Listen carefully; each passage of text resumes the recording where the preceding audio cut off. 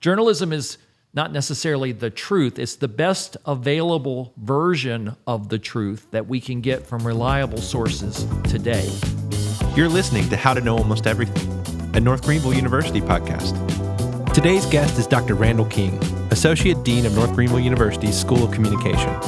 Dr. King is an accomplished professor with more than 30 years of experience in higher education. He is also a former broadcast news producer and reporter. Dr. Randall King, thank you for joining us. There's no denying in the field of journalism that we've seen massive amounts of change. We've seen change in the way that we consume stories, the way that stories are told. For better or worse, how do you think that's impacted our culture?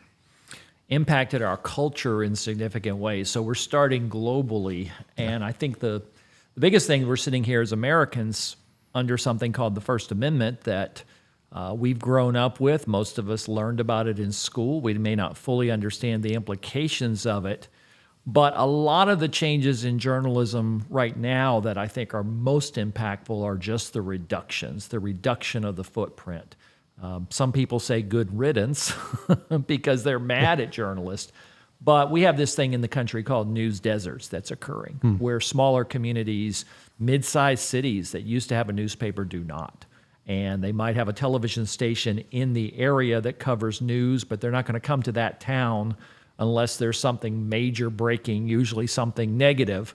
So who covers the local school board? Who covers the local law enforcement? Who holds those elements of democracy accountable? I mean, it sounds very idealistic, pie in the sky, but I think the old idea that all power tends to corrupt is true, and things happen when there's not somebody shining a light on it.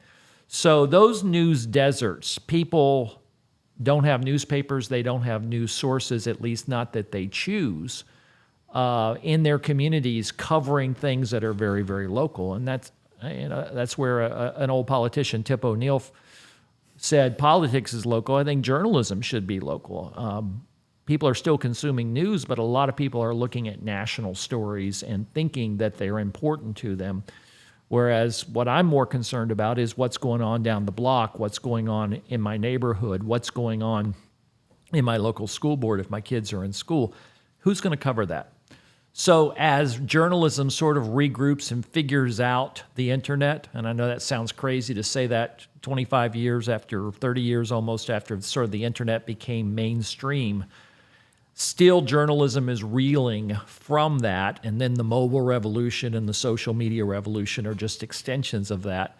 And I think the biggest concern we have for culture right now is what does it mean for that free flow of information and that local kind of coverage that we need in order to make good decisions as a democracy.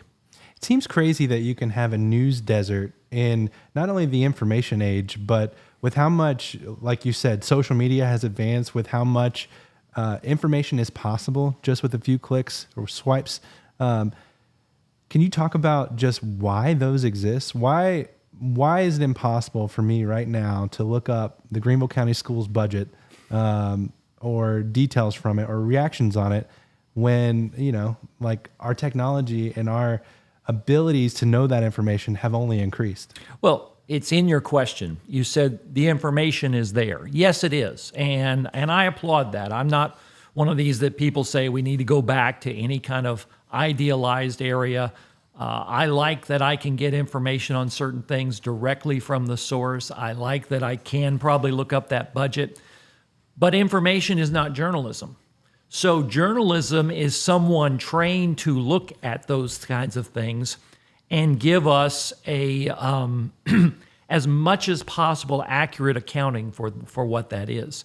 I'll give you an example of that from my local neighborhood area that I live in this part of South Carolina recently. Someone observed a large police presence.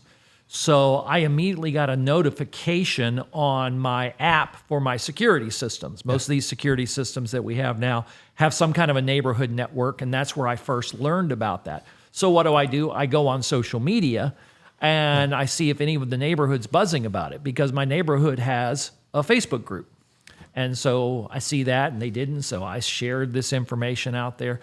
And finally, I turned to a local TV station and said, okay, so what have we got?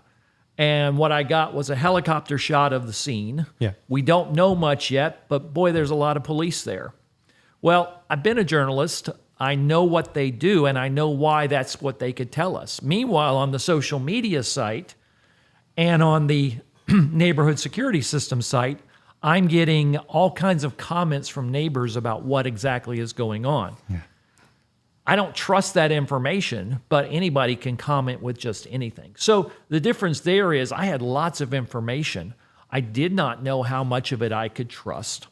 And when I go to the source that I think I can trust best, they are not going to release information until they've talked to authorities that they trust, because they don't want to get it wrong and they don't want to panic the neighborhood. So, while I wouldn't say I want to shut down that other information, the public needs to be informed. They need to have people that help them understand that information you get on social media, that information you get from all those other sources. Ask where it's coming from and don't take it as gospel, because people can literally, as we know, post just about anything. And unless it violates the standards of social media, it's not going to be taken down.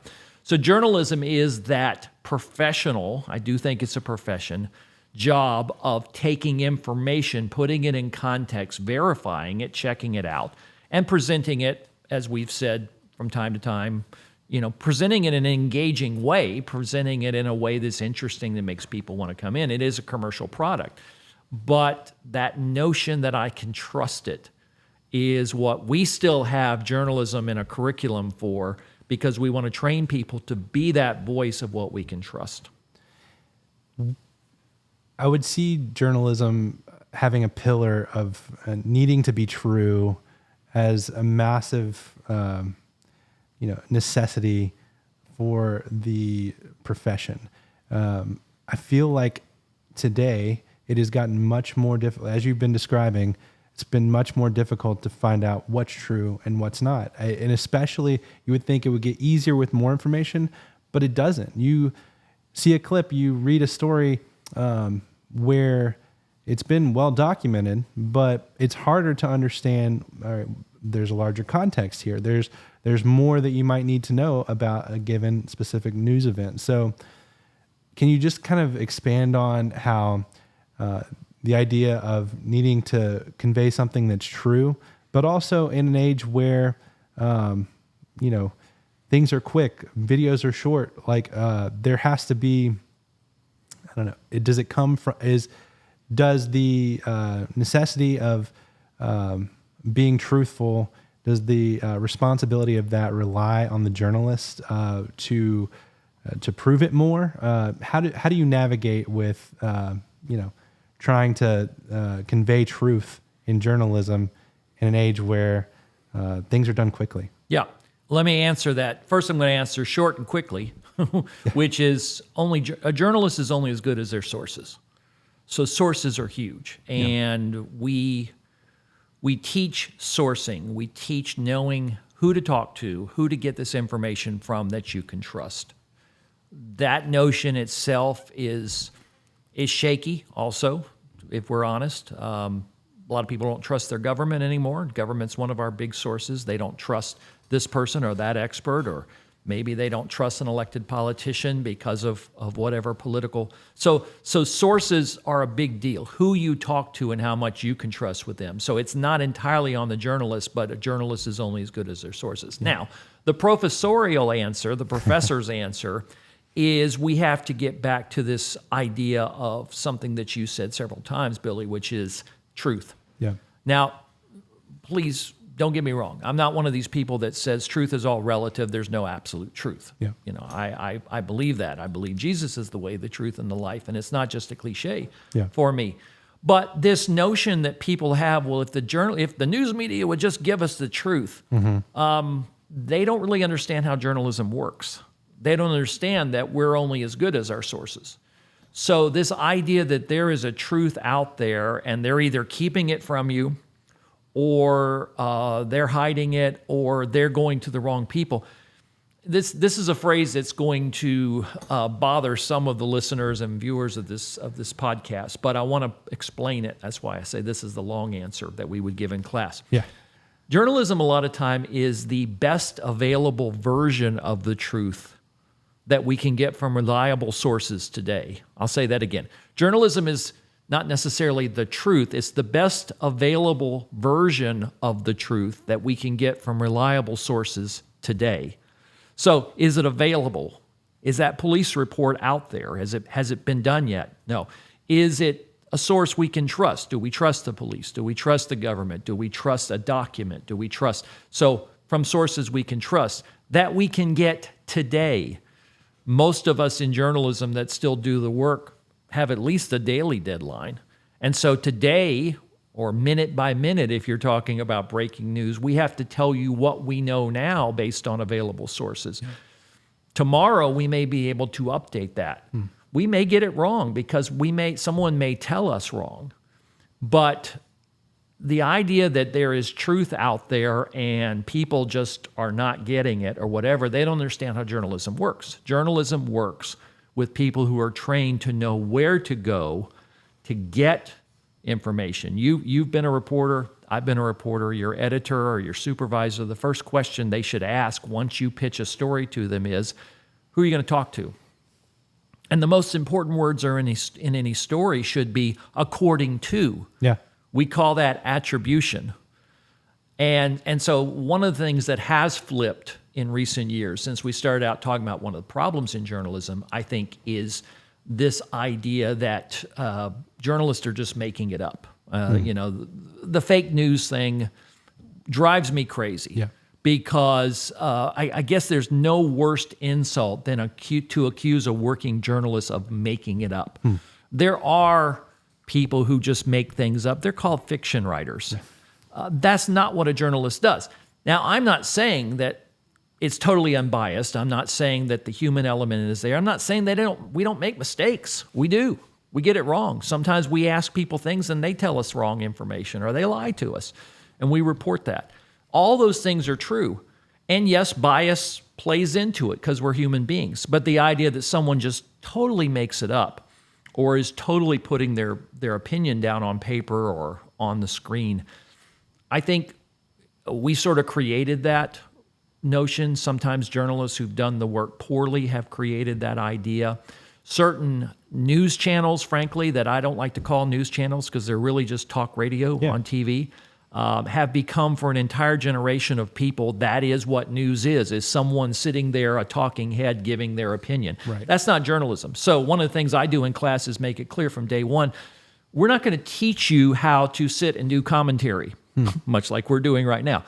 That's not what, if you ascend in your career and you become an expert or you do this for 20 years and they give you an opinion column or they give you a TV show to give your opinion, that's fine. You can put your opinion into that. What we're teaching you to do in class is to go out and talk to other people, get sources, get that best available version of the truth with balance, with as many perspectives as you can pack in and meet your deadline. And that is not, unfortunately, what dominates on the cable news channels in particular. So I think for an entire generation, we have to start back at square one and say, okay, here's what journalism is, and for our purposes, this is what journalism is not. And so I'm always doing two things, I think, as a professor. I've got the students who want to do this. Sometimes I have to re-educate them in terms of what journalism and storytelling and what it really is, because they've got different notions. But I think there's a broader public, which is hopefully some of the people who are listening to this today, that we're also educating. And we have that in students that are not majoring in our field or want to do something other than journalism in communication. We have to educate them too, that, okay, we're not in the business of putting our opinion out on there. If you want to do that, there's YouTube channels, there's podcast channels, there's ways to do that, and you can see if there is traction in that. Journalism is not about you. Journalism is about what you found out today, what you learned. It's just that simple. But just those, we're constantly finding as we sit here in the 21st century that sometimes those simples, those fundamentals are what we need to get back to. We've got to start with a good foundation of defining our terms so we can build on that and end up creating someone who is a fair and balanced storyteller when they graduate. Do you feel like opinion giving or commentating on an issue comes from a lack of the ability to tell interesting stories? Like, is the presence of how much opinion we're seeing within journalism, is it just from the realm of people are trying to tell interesting stories? They just might not have the skills to do that without inserting themselves. Well, there's a couple of things. I mean, structurally speaking, the business of the news channels is, frankly, to gain and hold an audience. The late Rush Limbaugh, at least, was honest about that as a talk radio person. He said, "I'm not a journalist." He said, "I'm here to gain an audience. I'm an entertainer. I want to get an audience and get them to stay around as long as we can." Mm-hmm. So, to the extent news channels, and I'm lumping them all together because, a pox on all their houses. They have very good journalists working at all of these channels, but that's not what drives their ratings and drives their programming. But to the extent that their business can put commentary on the air and opinion, and that person can gain an audience, it is a lot cheaper, frankly, than sending out 10 reporters to cover Capitol Hill better than they're doing now, or sending them all across this wide and vast country. So that's one aspect, is structurally speaking, the business of journalism is frankly just, it's cheaper. It's the same reason entertainment television is dominated by reality shows right now. That's simple economics. Yeah. If a scripted drama, 1 hour of television, a crime show, procedural, or something like that, that's about $4 or $5 million an episode. And that's before it's a hit. If it's a hit, it's more. It's a lot easier for me to program a reality show or a talent show. Who needs another talent show? Where I don't have to pay the performers except the one who wins, and everything about it is cheaper. So it's much lower cost for high ratings. So the business of journalism is one thing, but you also throw in there the social media. Okay, so social media, again, not trying to put the genie back in the bottle, social media has a lot of good things in terms of connection. But there is a subset of users on social media who live to comment. And then you have the idea that we know the social media companies engage with people. The people who engage get more of the same. Right. So if I like something, it gets one level of engagement. If I comment on something, it gets more. If I comment on something that is opinion-driven and there's 100 other people that comment, I'm going to get more opinion stuff the next day. It's just the way the system is wired. So that's engagement. So I think opinion drives. There's certain social media that I don't need to name that are all about opinion. Now we've kind of got this modern era where we have several social media who have their niche. And there's some where, okay, this is where you go for an argument. This is where you go for pretty pictures of flowers. This is where you go. And that's all fine. But I've noticed with social media that there are people who just live for the comments. They will jump in on anything, no matter what the subject matter, and inject their politics, inject their opinions, or just, tell you why they don't like something. It's like we've created a monster where it says that everyone's opinion needs to be heard and is validated, and people go like that. Now, I have opinions, and I like to put them out there too from time to time, but we should not be surprised if journalism has come to be opinion when we're engaging in opinion stuff all the time in the media that we say is ours. That's the thing about social media. We think of it as ours, our friends, our followers, our thing. And so we're doing opinion stuff. Not all of us, but a lot of us are doing opinion stuff. So we shouldn't be surprised if the traditional media or the more mainstream media are tracking with that, because they're going to go where the eyeballs are. Yeah. And with that change, I mean, and with teaching students now, every bit of media has changed, changes every day. Could you just talk about how you then change what you guys are doing, the communication, like the staff, the faculty? what needs to be done to then educate our students, not only for that world, but to approach it as we do at North Greenville from a biblical perspective. Well, a lot there, Billy. Thanks. Yeah. But No but pressure. you know, professors can go long-winded, so why can't the questions? There's a number of things there. So we started with what is journalism. I think we have to go to the foundations. What we're constantly doing in the School of Communication with our faculty is asking ourselves what has changed, and what has not. Yeah. Because you can get into this presentism, this idea that everything that's going on now is what's cool and everything in the past is old hat. And if your faculty are of a certain age, they can feel like they have to always be trendy. And I'm not interested in that. I'm also not interested in being out of touch. Yeah. So this is a great example. You know, we will have students come to us and say, do you teach how to do podcast? And I will smile and we'll say, well, yeah, we call them broadcasts, but we the principles of interviewing, what we're doing here, answering questions, engaging in dialogue, trying to create something that will have pop out there. That hasn't changed. Yeah. So good interviewing, whether it be for facts and information, which is what a journalistic interview very much is, or a broadcast interview, maybe you're looking for elaboration, you're looking for color and flair and all that kind of stuff, getting good answers, how to conduct both of those kinds of interviews. We're still teaching it. We're teaching it in the context of other classes, but we're still teaching it.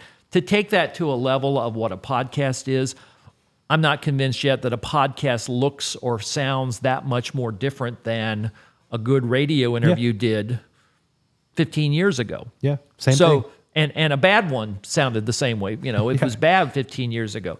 So there's a great adaptation. So the answer to that question is, can you take what we're learning in school here and do podcasting? Absolutely. Find an interesting subject. Find a way to ask good questions, get guests in there, get good guests, and all those sorts of things. All those principles don't change. When you talk about basics of journalism, okay, so we've already talked about things like who are your sources? Are you attributing? Are you getting balance in your stories? Are you trying to talk to, I don't say both sides, because not every story has two sides. Sometimes it has multiple sides. Yeah. And you can't get them all in there, but you talk to as many voices as you can. And then things what we call, generally speaking, storytelling, which are presentational elements. Is it engaging? Are your quotes good? Are you breathing the story through real people rather than through figureheads? On television, for example, in a video piece, we constantly telling students, talk to regular folks. You know, tell me the story of what this issue is through the eyes of a person, a character who tells us that just happens to be a true character. So those principles of basic storytelling and basic journalism, those haven't changed either. The applications certainly have. The places that video will go and the ways that it will go will be different, and the format may need to be shorter. So, I might have taught students how to do a 2-minute TV news piece in the past. I might tell them now, tell me how you can break that into a social media clip that will tell me the same nuts and bolts of that story in 30 seconds. I don't teach them how to do vertical video because there's enough people doing that, but I just had to get that nod in there. Yeah. This might be my one and only appearance ever on vertical video. It's not a fan. But even with that, as much as I'm kind of known in my small little social media footprint as criticizing that, no more vertical video. That has its place if that's the only place that video is going to live is on someone's phone. Yeah. So understanding your audience and where a media product is going to end up and where it's going to live has always been a critical part of communication. Yeah. I always say, it doesn't matter whether you're talking about a news story, you're talking about a speech, you're talking about a sermon. The first two questions you always have to ask is, what do I want to say and who is my audience? And I'm not sure we ask those in that order. I think sometimes but we always ask them together. And so who is my audience also implies what's the platform. where is that going to end up? So those questions are things that don't change, but certainly the answers to those questions change. So what we're always trying to do then is saying we're going to be up to date. I'm not interested in rushing out and buying into a bunch of technology to do podcasting like we've done here.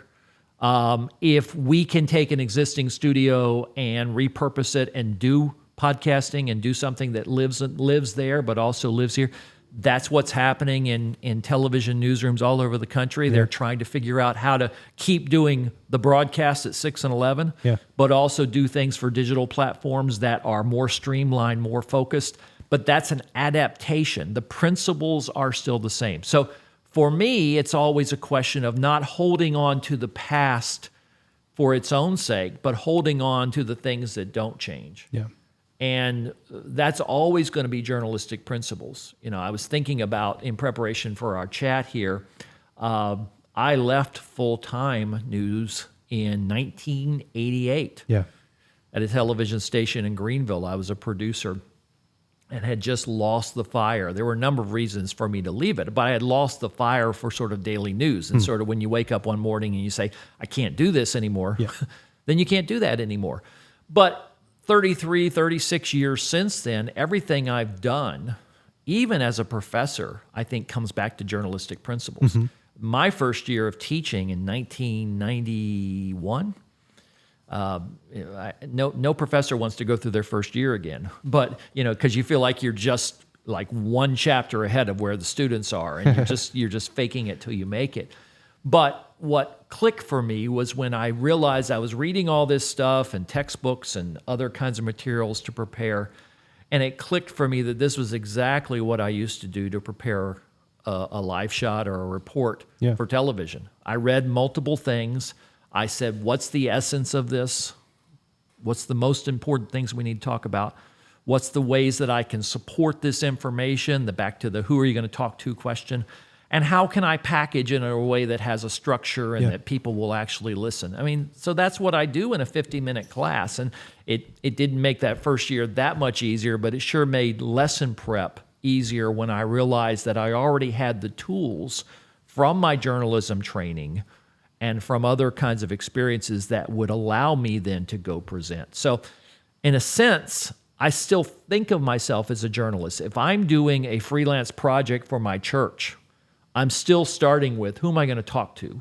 I'm not starting with what's my opinion on this. If I'm covering, they're doing a missions endeavor or something like that. I want to talk to the people who are doing that missions work, and I want to get video of them doing the work of the ministry in the context of that. And I'm going to present it in an interesting way for people who didn't get to go on that mission trip.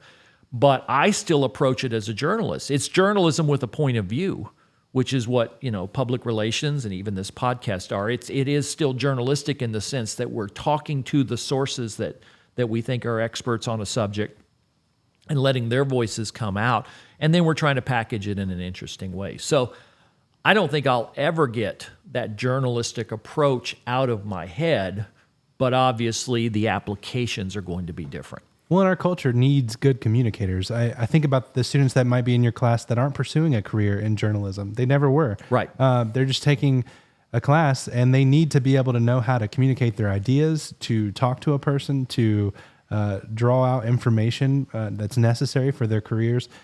Can you just talk about how the skills that you might learn with a communication degree and how they apply to a wide variety of things that you could pursue? I once gave a talk to a group of graduating communication majors, and it was, borrowing a little bit from the popular book, everything you need to know about communication that you should have learned in public speaking class. Don't assume, but you should have learned in public speaking class. And so back to universal principles, to me, it doesn't even start with journalism. It starts with what I had to teach my first week. My first week as a teacher, I had to teach public speaking, having never taught at all before in that kind of setting, and I had to come up with 15 weeks worth of substance. And so that's been the one thing that I have taught across more than 30 years of teaching, and you know what? Those principles still work. I don't care if it's a podcast. I don't care if it's a web page. I don't care if it is a blog post, a tweet. Those principles of public speaking still work. One, get their attention. Get their attention. They have limited attention span. So don't meander around at the start. Jump in, grab their attention. Two, have a point. Yeah. How many conversations do you have with people when you say where they don't have a point? Now, if you have a good relationship with them, you can tell them, I don't know what you're talking about. That might be you might be the problem listening, but probably it's them. And if someone really, really close to you, they're allowed to ramble. Yeah. I frequently would tell my wife, you're allowed to ramble, and I'm allowed to ramble with you. But I'm not permitted to ramble with other kinds of settings because people have too much of their attention pulled in too many directions. So have a point. It's good if you have several points, depending on the length of what you're going to do, but make sure you have one idea that works. Support that point. This is to the sources. Who are you talking to? In speech, we teach people, you are not an expert on anything. Back to that journalistic training. You're not an expert on anything, so where are you going to go get sources? In a journalistic sense, it's who are you going to talk to. In a speech, it might be, what are your sources? Don't tell me you got something off the internet. Go to the library and tell me what this journal is. Tell me what this source is, what this statistic, where it came from. And then you get into packaging it with interest, with style. This is where we talk about the quality of the information, the examples, the illustrations, the stories that you tell in a speech. Well, that is right up the alley of any kind of journalist. And then kind of the last part of that, somewhere in there is organization, back to not being random, go from point A to point B to point C. Make sure you have a beginning, middle, and end. And when you get to the end, summarize it and shut up. Yeah. Now, that last part is really hard because how many conversations have you had with someone and they get to the end of their thought and they say, so we don't want to let it go. Yeah. So I will tease students, hopefully not too stridently, but I will tease students. I talk about the things that I don't want to hear, and is in there, like is in there, kind of the normal things that you would expect. But I say, how many times do you start a sentence with so and end a sentence with so? And you're really not completing a thought. You're not continuing a thought. Now, those are little teacher things that are incredibly annoying. Yeah. But there's a larger principle at stake, is that when you've completed a thought, end, stop. We've all been in church, I suspect, those of us who grew up in church, with the preacher who doesn't know how to wrap it up. They might have prepared really, really well 90% of it, but they didn't think about the last 10. And so they go on and on and on. Let's give them a podcast where they can go on and on. And on. But, at church, it's like we kind of feel it. We know it when the sermon is over. Just sometimes the pastor doesn't know it. Yeah. So those principles I have found time and time again I can take to basic preparation of TV newscasts, basic presentations of an interview, which is not a sign for you to say, okay, now wrap it up. Because I could talk all day. I'm a professor. I get paid for this. Not for this moment, but I get paid to talk while other people sleep. Is what it is. So that's a good thing. But those principles of structured and balanced communication, engaging communication, they work across multiple things. So I hope students that are majoring in our field are getting that over and over and over again, that they hear that. They don't hear it the same way, but they hear it in every other class, that they're always looking back at those kinds of things. For students that are just taking our classes in a general education sense, what we call the core at NGU, I hope they get a strong dose of it. Yeah. They have 3 different courses that they can choose from, but in all of them, these principles of good oral communication and having to have your ideas collected, having your ideas be interesting, and how to have points and structure and to support your ideas. Those things are there in the same way that our professors of writing are making sure that their written communication does as we come along right alongside them and say, hey, this is really, really strong. So you bring that all back. Of our 80 to 100 students who might major in communication at North Greenville, we might have 15, if we're lucky, that really pick what we call our journalism concentration. The secret is, I won't say the dirty secret, but it's because we don't really hide it, is they're going to get a dose of this kind of thinking, journalistic thinking. They're going to get a dose of it in just about everything. Yeah. And you're right. Most of them will not pursue careers in news gathering the way that you or I did it at one time in our careers. But they will be storytellers, Yeah. and they will do it, I hope, with sound principles of structure and journalistic support and balance and all those kinds of ideas, no matter what the application. Yeah. I think this whole time we've been talking about from training students to go out and be communicators, be journalists. But let's flip our attention to the consumer.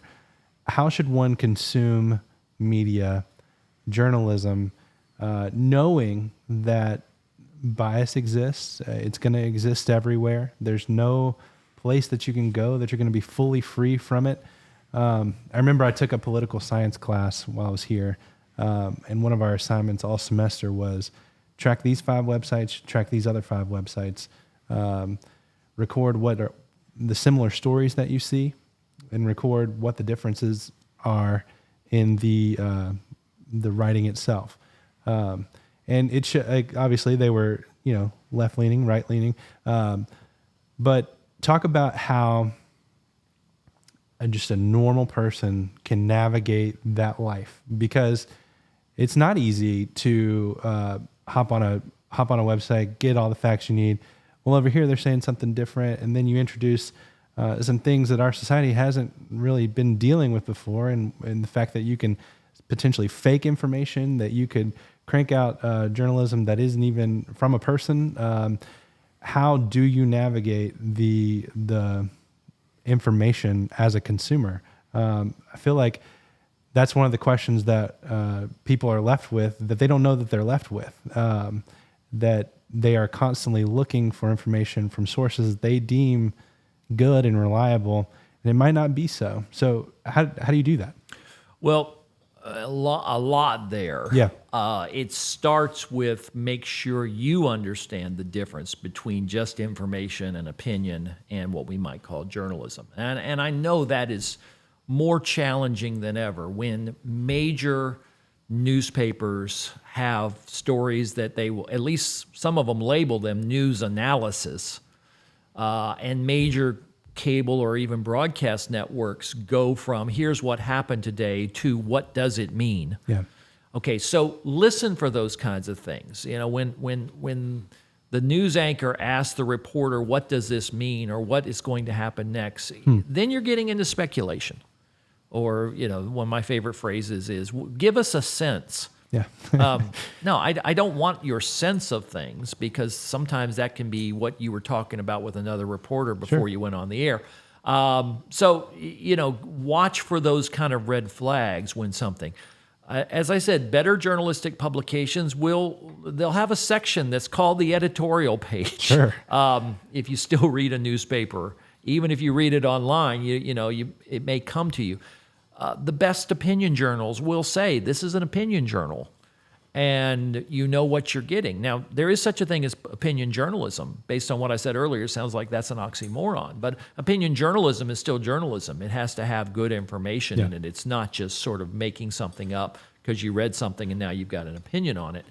So I think that it's on the user, unfortunately. I remember, and you may have said that you may have heard this in school too, and I remember as a young journalist being told I need to read 3 newspapers a day before I ever come to work. I never did that. I never had time for that. I never had the money to subscribe, and that's what you had to do. But we do have access to an enormous amount of things. So I suggest being very, very cautious and engaging and probably as much breadth as you can to read across a variety of things. I'm sitting here and people probably don't even trust the AP anymore. And that was for years the gold standard. If something came from the AP, you would say this is fairly neutral. So I'm not going to comment on specific sources, Sure. except even within those specific sources. We have talked about the cable news networks. There are programs that are supposed to be the news half hour, Yes. and there are programs that are supposed to be the opinion half hour. It's just that we have more of the opinion shows now than we used to. I was thinking earlier, in the 80s, it was very quaint. Now it looks very quaint. CNN had a show called Crossfire, and they came on for 30 minutes a night, and they had one person from the right, one person from the left, and they would argue about it with guests. And that was a half hour, and it does seem very, very quaint now, because now we have entire networks just devoted to one side or the other side. So I think a lot of it depends on the audience. Even as a broadcaster, I think we need to read as much or more than we watch. I'm a great believer in video as a great storyteller of many, many things. Yeah. And so when something is visual, something like a hurricane, a weather emergency, something that is breaking, I'm going to turn to television news first, because I think television news does those kinds of stories really, really well. But something like policy, something like the nuances of what people think about something, the most important question, I think, is the most difficult one for a journalist to ask. So we talk in journalism about the 5 W's: who, what, where, when. The fifth one is the why. The why is the most important question to answer, but it's the most difficult one for a daily journalist, because they're not supposed to speculate. Yeah. They're not supposed to insert. That's where you've got to get opinions. So when you want to get meaning behind the stories that you consume, be very, very careful and look for the sources. If the sources aren't there and you say this is coming from the broadcaster, this is coming from the reporter, this is their spin on what something is, I don't necessarily say don't read it. I just don't believe in this. Don't watch this channel. But read it with your brain engaged. Read it with your antenna up. Discernment is a very, very spiritual principle. I teach it in a course we have here that is open to many, many students, but all of our communication majors have to teach it, and it is called media literacy. And I think a big component of that, it is incumbent in the life of a believer to be discerning about everything that we do. We have so many scriptures that talk about discernment about what we eat or drink or what we see with our eyes. We just need to apply that to our media thing. And it doesn't mean you stop enjoying these things, but so much of our media, and now I'm getting out of journalism but I really think too much of news is too entertaining too. That's another issue for another day. Yeah. But people who are hardcore cable news viewers, for example, they're turning that on at 8 o'clock in the evening instead of an entertainment program. So that is their entertainment. And the news channels try to make it as engaging as possible because they want them to keep watching. But whether it's lightweight entertainment, whether it's news and information, whether it's our daily social media consumption, we cannot turn our brains off.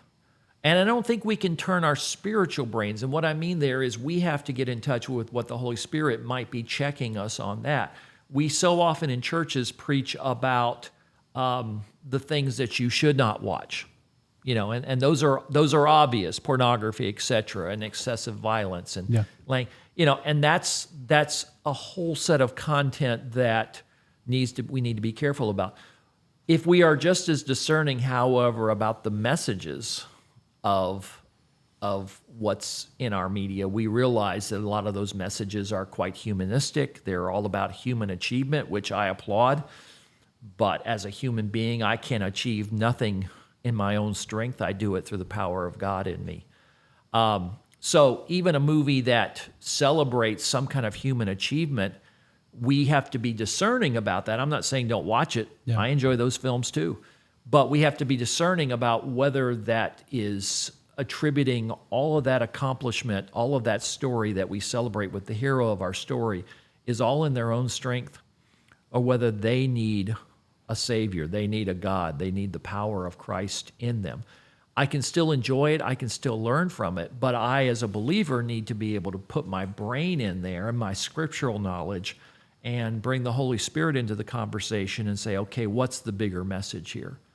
So, I don't want to over-spiritualize it, but I think one of the real facts of modern life is we bring God into the things that we think are God's business. So we try to prayerfully read Scripture. We try to invoke God's presence when we go to church. But we kind of say, okay, but my Facebook usage is over here. That's just me. This is my music, Gord. You don't have anything to do with that. These are my movies. Yeah. And that can really get you into trouble if you're looking at the kind of content that we know is outright evil. But I think that content that does not present itself as evil, but can still have messages that are counter to a Christian understanding, are also things we need to be discerning about. Again, no one should hear me saying that I'm saying ban these things from your life. If that's the choice that you make for you or your family, and I say this to students, that's a responsible choice. Yeah. Sometimes the best way to get something out of your life is to get it out of your life. So probably many of us need to fast from social media. Some of us need to cut it off completely. Yeah. Scripture talks about that. I think most of us need to fit these things into our lives in appropriate ways. Probably less is a good idea across the board. But if we're going to continue at our current level of consumption, we need to be smart about it. Yeah. And the analogy to food is pretty good. If you start reading the labels of products, you'll change your diet. Yeah. If you really, really care about your health. So we need a generation of people, believers, who can read the nutritional information of media. They need to be they understand how media is created. They understand how social media, for example, is designed to give you more of that content that is negative. If you like negativity, you'll get more of it. They need to be discerning about that. So if we can have people who will bring the Spirit into all of their consumption, including media, I still think they will have a rich experience with media, but it will be appropriate and it will be Spirit infused so that we can be thoughtful about everything. And scriptures tell us that over and over and over again, that the whole of our lives is under the dominion of God and the Spirit. We can't section our media off and say, okay, God, you don't get anything to say. You don't have a say on this. He has a say on all of it. Yeah. I think I'll end by asking you a question that you asked to your social media followers, but I think it would be a good one for you to answer. You're going to hit me with my own social media. Exactly. That's dangerous. It's research journalism. That digital footprint is everywhere. So if it's been 15 years since folks started using smartphones regularly, incorporating them into their lives, are we better now than we were then? Are we better off now? I coined that. You're wise to catch on that. I coined that from politicians that say that every 4 years. Are you better off now than you were? Yeah. So 15 years ago. I'm going to give you a real nuanced professorial answer, which doesn't play well on podcasts because you can't get a good soundbite out of it. But just simply to say, are we better off? I think the answer is mixed. I certainly... That grows out of my own frustration with my own addictions to social media. Yeah. I need to put it down more. So I would never preach something that I don't practice. Yeah. And I try to, and I get that little reminder on my phone every week about my screen time, and that's kind of embarrassing. What's even more embarrassing is my screen time report I always get that like 10 minutes after I get to church. Yeah. Apple sends that, and I just say, oh, okay. Apple didn't plan it that way, but this is a real check, I think, of what I did with my time this week. But I don't think banning it is the solution for most people. I don't think it would be successful because, as the Apostle Paul says, the thing that I didn't want to do, I want to do more. Mm-hmm. I'm paraphrasing dramatically there because I don't have the exact reference. But if we take social media out of our life and we do again, that may be the right choice for some people, but I think it makes it more attractive.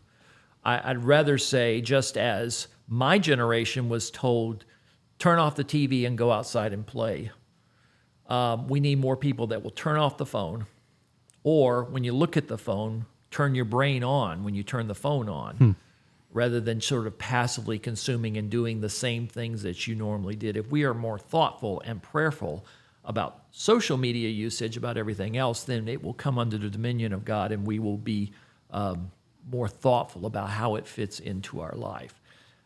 The bigger question I think that's embedded in my post is, are we better as a society? And I would say at times I'm a natural cynic, and I really fight that. Yeah. I don't know if hearing just about everyone's opinion, and I know that's a gross exaggeration, which is another social media problem, is we exaggerate everything. Sure. Social media is not real life. But I don't know if everyone having a voice every single day and choosing to use it is good for our social functioning. And what I mean is getting along with each other and making a better world together and all the things. I think the fact, well, I'll just, without naming it, I cut one social medium out of my life completely a few years ago because that social medium was really dedicated to arguments. And I realized I was starting every morning with an argument. Yeah. Some that I was just reading, but I was starting to engage. And I said, do I want to start every day, hit the ground running, cup of coffee, and an argument? I think the answer for some people is yes. And unless they were an old grumpy person, and I'm close to that, who went to the coffee shop and argued with someone, I think most people did not start their days with an argument. They didn't start their days fighting. Yeah. Unless they were in a dysfunctional household or they had some kind of public forum and they just had friends that's what they like to do. So I don't know. We are yet, as researchers, we are probably 50 years away from beginning to know the real impact of this. We're starting to see some good research now at the 15-year mark about what it's doing to the young people, what it's doing to attitudes. But I still don't think we know the impact of that. So in general, we're not going to put the genie back in the bottle. Yeah. Social media creates many things that we did not have before in ways of connection. But it also creates isolation, it creates fractures, it creates divides, and it creates tribalism. Those are all big concerns, and they should be a concern for a believer who's trying as best as possible to bring the kingdom of God to this earth, this side of heaven. I don't mean we can create a utopia down here, but we have to do whatever we can to do justice, love, mercy, to be the kind of society and the kind of neighbors that are Christ-like. I'm not sure social media helps that, but at the same time, I'm not going to give social media all the blame. That's the other thing is people say, well, that's, this is the blame, and so what we need to do is ban. We need to ban something. History would tell us with media that just doesn't work. It doesn't work legally because of the First Amendment, but it doesn't work socially either because clearly these social media thrive because we want them to thrive.